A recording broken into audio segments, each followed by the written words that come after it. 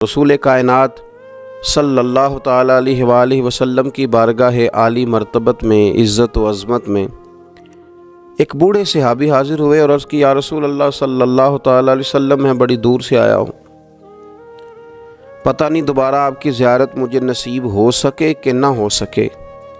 یا رسول اللہ صلی اللہ علیہ وسلم مجھے کوئی ایک ایسی بات ارشاد فرما دیں کہ جو مجھے کفایت کر جائے، یعنی اس سے میری دنیا بھی بن جائے اور میری آخرت بھی بن جائے، ایک بات۔ تو نبی پاک صلی اللہ علیہ وسلم نے فرمایا تیری زبان ہر وقت اللہ کے ذکر سے تر رہنی چاہیے، یہ بات تجھے کفایت کر جائے گی، تیرا فائدہ کر جائے گی، دنیا اور آخرت میں تجھے نفع دے جائے گی۔ اسلام نے ہر وقت ذکر الہی کا حکم دیا، سونے کے وقت کی دعا بھی سکھلائی، اٹھتے وقت کے الفاظ بھی سکھائے۔ اسلام نے کہا کہ کھانا کھانا ہے تو بسم اللہ شریف سے شروع کر لینا، اور جب ختم کرنا تو الحمدللہ پہ ختم کر لینا۔ جب تمہیں کوئی چیز بھلی لگے تو پھر ماشاءاللہ کہہ لینا، جب کوئی مصیبت آئے تو انا للہ و انا الیہ راجعون پڑھ لینا، اور جب سیڑھیاں چڑھنے لگو تو اللہ اکبر کہا جائے، اور اونچائی سے اترنے لگو تو سبحان اللہ کہا جائے۔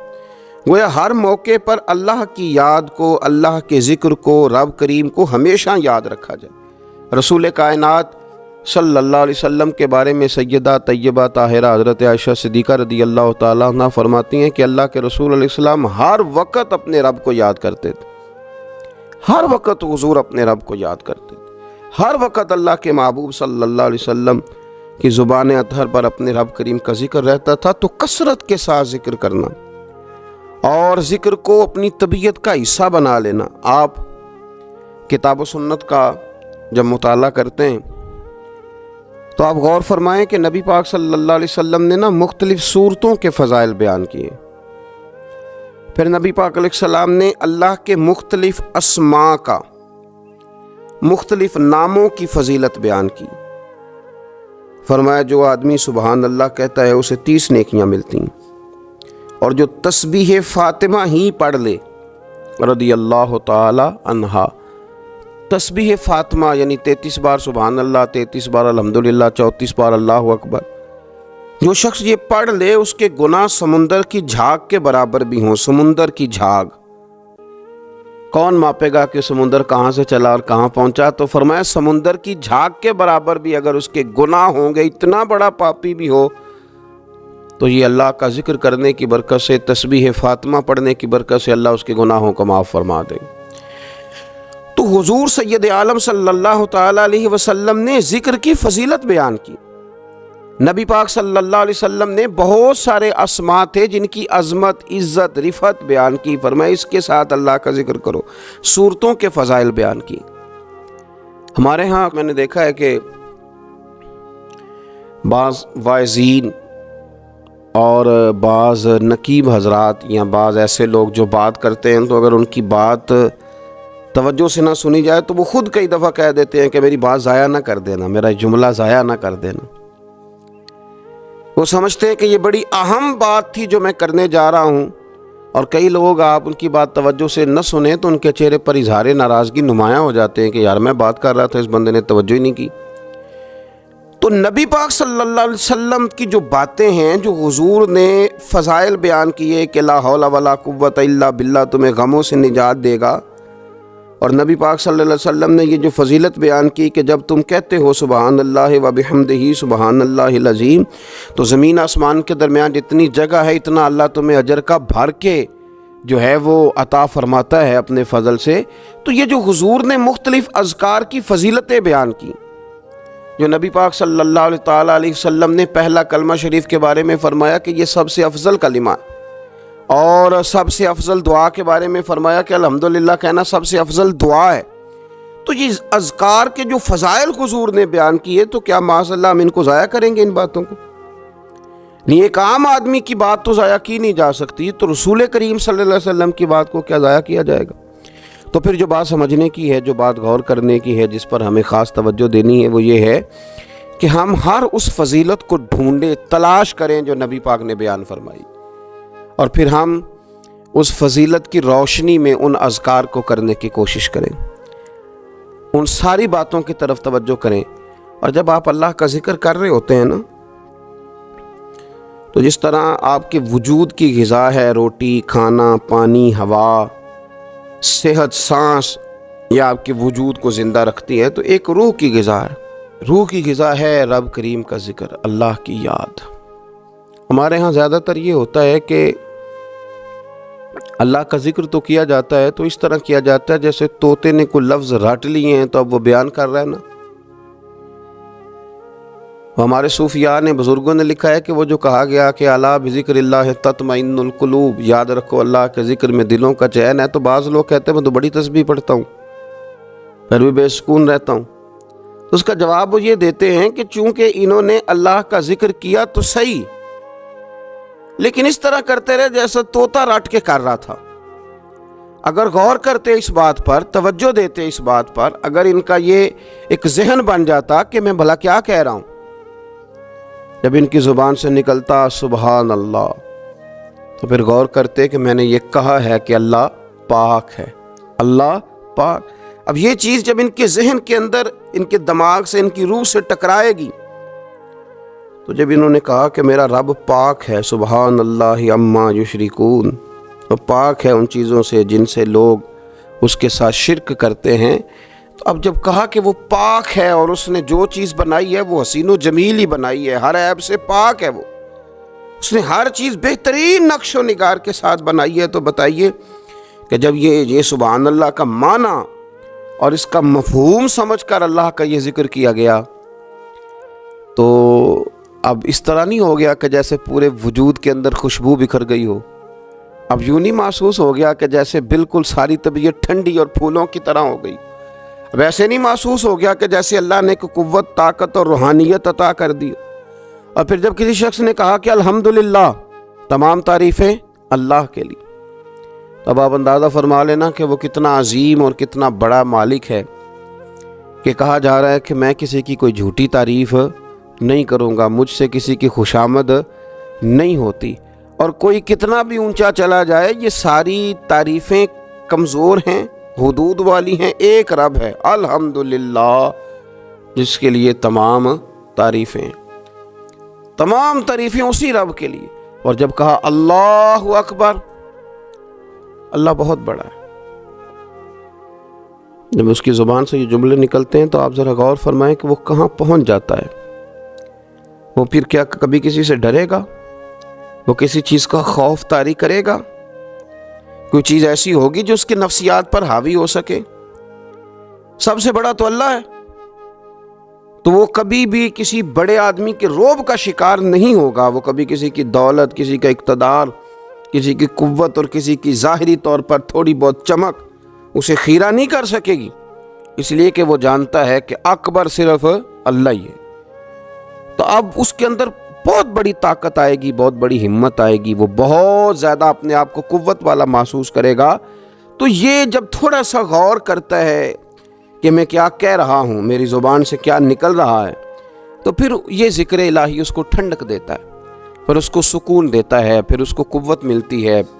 اس لیے میرے نبی پاک صلی اللہ علیہ وسلم نے فرمایا، یہ بخاری مسلم کی حدیث ہے، نبی پاک صلی اللہ علیہ وسلم نے فرمایا اس کی مثال جو رب کا ذکر کرے اور اس کی مثال جو اللہ کا ذکر نہ کرے، مثل الحی والمیت، ان لوگوں کی مثال کی طرح ہے جو زندہ اور مردہ ہوتے ہیں۔ وہ ذکر کرنے والا زندہ ہے، ذکر کرنے والا زندہ ہے، اور ذکر نہ کرنے والا ہواؤں میں اڑ رہا ہے، کروڑوں روپے اس کی جیب میں پڑے ہوئے ہیں، لاکھوں کا سرمایہ ہے، بہت سارے لوگ جانتے ہیں، وہ محسوس کرتا ہے کہ بڑا جانا پہچانا جاتا ہوں، بڑا سمجھا سکھایا جاتا ہوں، بڑے لوگ میرے نام سے آگاہ ہیں، شعوری طور پر میں ایک بڑا آدمی ہوں، لیکن ہے مردہ، اس لیے کہ زندگی تو زندہ دلی کا نام ہے۔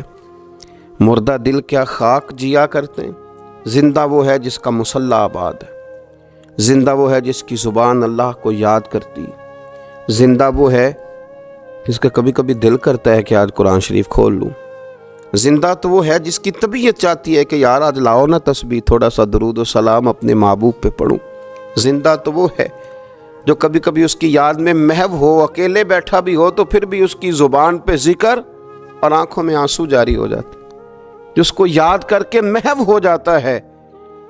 یاد رکھیں، ذکر الہی انسان کو زندہ رکھتا ہے، توانائی دیتا ہے، روحانیت دیتا ہے، اس کو سکون کی دولت دیتا ہے۔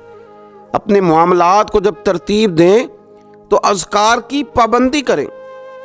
ہمارے جو طریقت کے سلسلے ہیں نا، یہ بنیادی طور پر طریقت کے سلسلے دو کام کرتے ہیں۔ ایک تو عقیدے کو پختہ کرتے ہیں، نظریات کی صفائی کرتے ہیں۔ جو کمزور یقین والے لوگ ہوتے ہیں ان کا یقین پختہ کرتے ہیں۔ جو رب کی بارگاہ سے دور ہوتے ہیں ان کے دلوں میں اللہ کی چاہت پیدا کرتے ہیں۔ یہ حکمت کے ساتھ، دانائی کے ساتھ لوگوں کی تربیت کرتے ہیں اور لوگوں کی روحوں کے اندر مستند صحیح عقائد اور یقین کی دولت لوگوں کو دیتے ہیں۔ اور دوسرا، یہ ذکر کے طریقے بتلاتے ہیں۔ یہ لوگوں کو اذکار کی طرف مائل کرتے ہیں، جو لوگوں کا شوق، ذوق، مزاج ذکر کی طرف مائل کرتے ہیں۔ عقیدے کی پختگی دینا اور لوگوں کو اللہ کی یاد میں لگا دینا۔ الف اللہ تے چنبے دی بوٹی تے میرے من وچ مرشد لائی ہو، نفی اسبات، یعنی لا الہ الا اللہ، لا الہ نفی ہے، الا اللہ اسبات ہے۔ نفی اسبات دا پانی ملیا تے ہر رگے ہر جائی ہو، تے اندر بوٹی مشک مچایا تے جاں پھلاں تے آئی، تے پھر جیوے مرشد کامل باہو جس اے بوٹی لائی۔ تو یہ یاد رکھ لیں کہ صوفیہ مختلف اذکار بتلاتے ہیں۔ آپ کسی بھی سلسلہ طریقہ سے وابستہ ہوتے ہیں تو آپ کو کچھ پڑھنے کو بتایا جاتا ہے۔ اب کیا ہم نے اس بات کو سمجھا ہی نہیں؟ ہم نے یہ توجہ ہی نہیں کی کہ ہم شیخ کی بارگاہ میں گئے تھے تو انہوں نے ہمیں کچھ پڑھنے کو، کہیں بھی آپ جائیں آپ کو کوئی استغفار بتا دے گا، کوئی کلمہ شریف بتا دے گا، کچھ نہ کچھ بتایا، لیکن ہم نے کیا کیا؟ ہماری اذکار کی جانب توجہ نہیں رہتی، ہم ذکر نہیں کرتے۔ ہمارے لیے جو کام سب سے مشقت والا ہے وہ ہے ذکر۔ اچھا، بڑا عجیب آدمی ہے نا جو کسی کالج میں، یونیورسٹی میں داخلہ لے اور چاہتا بھی پاس ہونا ہے، پر کتاب کھول کے نہیں دے کے پڑھنا چاہتا، نمبر بھی چاہتا ہے میرے 100% ہوں، لیکن کہتا ہے مجھے کتاب نہ پڑھنی پڑے، تو یہ تو بیوقوفی ہے نا۔ آپ کو نصاب پڑھنا ہے اور نصاب کی تیاری کرنی ہے، اور پھر نصاب کے مطابق آپ کو چلنا ہے۔ آپ کا ایک نصاب ہے۔ تو طریقت ایک یونیورسٹی کا نام ہے۔ جب آپ طریقت کے شعبے میں داخلہ لیتے ہیں تو آپ کو اذکار بتائے جاتے ہیں، آپ کو وہ اذکار کرنے ہیں، وہ وظائف پڑھنے ہیں، ان پر آپ کو توجہ دینی ہے، ان پر آپ کو غور کرنا ہے۔ تو ذکر جب آپ کریں گے تو پھر آپ کو بہت ساری ایسی چیزیں نصیب ہوں گی جن کا نفع ہوگا۔ تو ہمارے صوفیاء ایک تو تنہا ذکر کرتے، پھر اجتماعی ذکر کا بھی سبق دیتے۔ رسول اللہ صلی اللہ تعالیٰ علیہ وسلم نے فرمایا، جب کوئی قوم اللہ کے ذکر کے لیے بیٹھتی ہے تو فرشتے انہیں گھیر لیتے ہیں، رحمت انہیں ڈھانپ لیتی ہے، اور حضور فرماتے ہیں ان پر سکینہ اترتا ہے، اور وہ ایک جماعت میں بیٹھ کے اللہ کا ذکر کر رہے ہوتے ہیں، اور اللہ فرشتوں کے سامنے ان کا تذکرہ کرتا ہے، فرشتوں کے سامنے۔ تو ایک تو انفرادی ذکر، پھر جو مجالس سے ذکر ہیں، محافل ذکر ہیں، ان کی افادیت یہ ہے کہ جب جمع ہو کر کے لوگ بیٹھتے ہیں تو پھر ان پر اللہ کی رحمت چھا جاتی، پھر اللہ کا فضل ان کی نگہبانی اور خبرگیری کرتا ہے۔ اپنی زبان کو ذکر سے تار رکھیں، جہاں بیٹھیں اجتماعی طور پر وہاں بھی اللہ کی یاد کے ساتھ بیٹھیں، رب کریم کا ذکر کریں۔ ہمارے ہاں اب خلوت میں بیٹھنا، تھوڑا سا لوگوں سے الگ ہو کے بیٹھنا، تنہائی میں بیٹھنا، یہ لوگوں کے لیے اس لیے مشکل ہو گیا ہے کہ لوگ ذکر میں تو بیٹھ نہیں سکتے، عبادت کے ساتھ کوئی دلچسپی رہی نہیں، معاذ اللہ، وظائف پڑھنے کا کوئی ذوق نہیں، تو تنہائی میں بیٹھ نہیں سکتے۔ حالانکہ ترمذی شریف میں حدیث ہے، نبی پاک صلی اللہ علیہ وسلم نے فرمایا، تمہارے لیے بہتر ہے کہ اپنے گھروں کو لازم کر لو، یعنی بلا وجہ ضرورت گھروں سے نہ نکلو، اپنے گھر میں رہو، اذکار کرو، عبادت کرو۔ یہ اگرچہ اسلام کے اندر رہبانیت نہیں، سارا کچھ چھوڑ چھاڑ کے مسجد میں بیٹھنے کا حکم نہیں ہے، لیکن آپ دیکھیں نا کہ حضور علیہ السلام کی حیات مبارکہ میں کچھ اوقات ایسے ملتے ہیں کہ سرکار خلوت میں تشریف لے جاتے، تنہائی میں، بالکل الگ تھلگ ہو کے کچھ عبادت حضور نے تنہائی میں کچھ ذکر کیا ہے، الگ ہو کر۔ اعلان نبوت سے پہلے اللہ کے محبوب علیہ السلام مہینوں غار حرا میں رہا کرتے تھے۔ وہاں کیا ہوتا تھا؟ اللہ کا ذکر ہوتا تھا، اللہ کی یاد ہوتی تھی، عبادت، ریاضت، تقوی، پرہیزگاری۔ پھر آپ یہ دیکھیے کہ نبی پاک صلی اللہ تعالیٰ علیہ وسلم ہر سال رمضان المبارک میں 10 دن کا اعتکاف کرتے۔ اگرچہ حضور کے ذمے تبلیغی ڈیوٹیاں ہیں، سرکار کے ذمے جہاد کے بہت سارے معاملات ہیں، نبی پاک علیہ السلام نے 23 سالوں میں پوری دنیا کو انقلاب آشنا کرنا ہے، لیکن اس کے باوجود رسول کائنات صلی اللہ تعالیٰ علیہ وسلم ہر سال رمضان کے آخری عشرے کا اعتکاف کرتے۔ اس کے علاوہ بھی حضرت عائشہ صدیقہ رضی اللہ تعالیٰ عنہ فرماتی ہیں، رات کو مجھ سے فرماتے ابو بکر کی بیٹی تو اجازت دے تو رب کو راضی نہ کر لوں۔ وہاں بھی تنہائی میں کھڑے ہو جاتے۔ تو نبی پاک نے ہمیں بتلایا کہ کچھ وقت تنہائی کا تمہارے رب کے ساتھ گزرنا چاہیے، کچھ اوقات ایسے ہونے چاہیے۔ تو رمضان المبارک کی مقدس گھڑیوں میں بالخصوص یہ کوشش کریں اور بالاہتمام یہ کوشش کریں کہ کچھ اوقات اللہ کی بارگاہ کے ساتھ گزریں، کچھ وقت دعاؤں میں، التجاؤں میں، راز میں، نیاز میں۔ دیکھیں نا کتنا اپنے آپ کو ہلکا لوگ محسوس کرتے ہیں کسی بندے کو اپنا دکھڑا سنا کے، کتنا لوگ ہلکا محسوس کرتے ہیں۔ حالانکہ نبی پاک صلی اللہ علیہ وسلم نے فرمایا جو آدمی لوگوں کے سامنے اپنا فقر بیان کرے اللہ اسے غنی نہیں کرے گا، اور فرمایا جو اپنے رب کے سامنے اپنا فقر بیان کرے گا جلدی یا دیر سے اللہ اسے غنی ضرور کر دے گا۔ آپ مصلی پہ بیٹھیں، اپنی خلوت کو مضبوط کریں، کچھ نہ کچھ تنہائی کی عبادت تھوڑا وقت نکال کے رات کو، صبح کو، جیسے آسانی ہو ضرور اس پر توجہ دیں۔ رسول کریم صلی اللہ علیہ وسلم نے اپنے عمل سے، اپنے پیغام سے، اپنی گفتگو سے ہمیں اس طرف مائل کیا۔ تو ایک بات آخر میں اور جو بڑی سمجھنے والی ہے اس پر بھی توجہ کریں۔ کچھ لوگ کہتے ہیں جی میں غافل ہو گیا ہوں، تو میرے لیے مشکل ہو گئی ہے ذکر کرنا، تلاوت کرنا، عبادت کرنا، وقت غفلت میں زیادہ گزرتا ہے۔ بندہ غافل کب ہوتا ہے؟ نبی پاک صلی اللہ علیہ وسلم نے فرمایا شیطان جاسم علی قلب ابن آدم، فرمایا یہ جو شیطان ہے یہ انسان کے دل کے ساتھ چمٹا رہتا ہے۔ فَإِذَا ذَكَرَ اللَّهَ خَنَسَ، جب انسان اللہ کا ذکر کرتا ہے تو یہ اس کا دل چھوڑ کے ہٹ جاتا ہے۔ اور فرمایا وَإِذَا غَفَلَ وَسْوَسَ، جب انسان غافل ہوتا ہے تو پھر شیطان وسوسہ ڈالتا ہے۔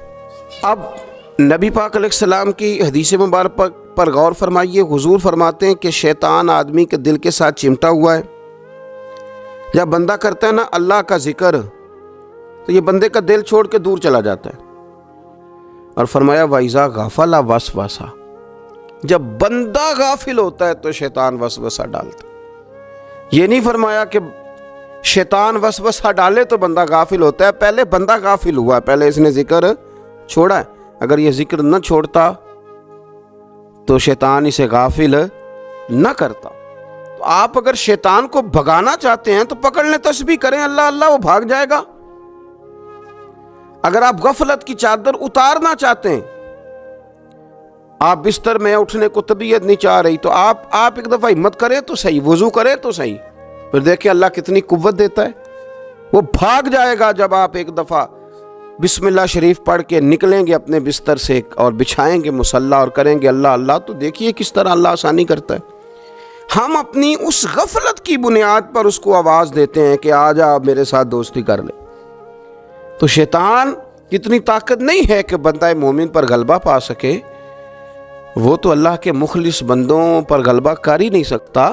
صرف بات اتنی ہے کہ جب ہم غافل ہوتے ہیں، جب ہم ذکر چھوڑ دیتے ہیں، جب ہم یہ ذوق ہی نہیں پیدا کرتے کہ میں کچھ اللہ اللہ کر لوں، اپنی طبیعت کو لگائیں ذکر میں، اپنا مزاج، اپنا دل، اپنی آنکھیں، اپنی روح، اس کو اللہ کی یاد کے ساتھ محو کریں، پھر دیکھیں اللہ کتنی آسانیاں فرماتا ہے۔ اللہ کریم ہمیں سمجھنے کی توفیق عطا